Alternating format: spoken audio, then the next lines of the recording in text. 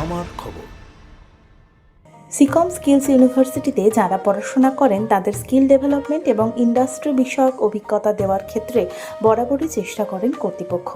তারই একটি অঙ্গ হিসেবে প্যারামেডিক্যাল এবং হসপিটাল ম্যানেজমেন্টের স্টুডেন্টদের জন্য একটি একদিবসীয় আলোচনা শিবির হলো সিকম স্কিলস ইউনিভার্সিটির কেন্দ্রডাঙ্গাল ক্যাম্পাসে। মূলত কোন কোন দিক থেকে তারা প্রতিষ্ঠিত হতে পারেন, কী কী পরীক্ষা দিতে হয়, কোন কোন চাকরি পাওয়া যায় কিংবা ব্যবসার ক্ষেত্রেও কিভাবে সহযোগিতা করবে এই কোর্স, সেই বিষয়ে ছাত্রছাত্রীদের ধারণা দেওয়া হয়। এগুলি নিয়ে বলবার জন্য উপস্থিত ছিলেন দুজন বিশেষজ্ঞ, ডক্টর অভিক বন্দ্যোপাধ্যায় এবং জয়ন্ত ভৌমিক। ছাত্রছাত্রীরা উপকৃত হয়েছেন তাদের থেকে বিভিন্ন অভিজ্ঞতার কথা শুনে।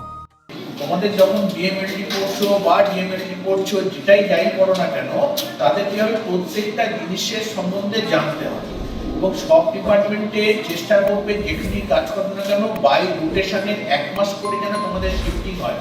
না হলে তুমি একটা সেক্টরেতে তুমি যদি 1 বছর কাজ করো হিমাটোলজিতে, পরের বারে তুমি যখন বায়োকেমিস্ট্রি রিপোর্ট ছাড়বে তুমি কিন্তু সেই রিপোর্টটা ছাড়তে পারবে না, কারণ তোমার কনফিডেন্স লেভেল ততক্ষণে নষ্ট হয়ে যাবে।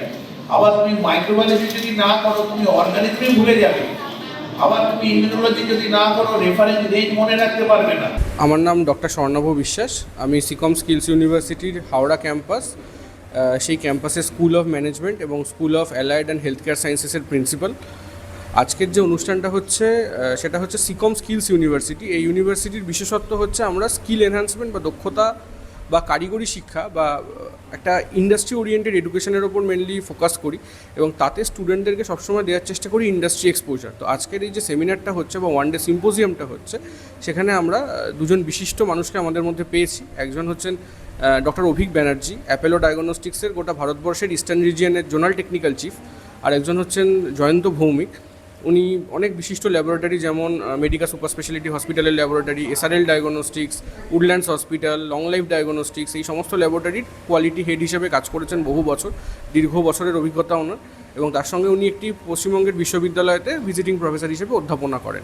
তো তাদের যে দীর্ঘ বহুদিনের ইন্ডাস্ট্রি এক্সপিরিয়েন্স, সেটা আমরা চেয়েছি যাতে ওনারা এটা স্টুডেন্টদের সাথে শেয়ার করেন এবং যারা ছাত্র বা ছাত্রী আছেন তারা যাতে তাদের সেই এক্সপিরিয়েন্স থেকে কিছুটা জিনিস শিখতে পারে এবং ইন্ডাস্ট্রিমুখী হয়ে উঠতে পারে। এটাই হচ্ছে আমাদের আজকের অনুষ্ঠানের মুখ্য উদ্দেশ্য।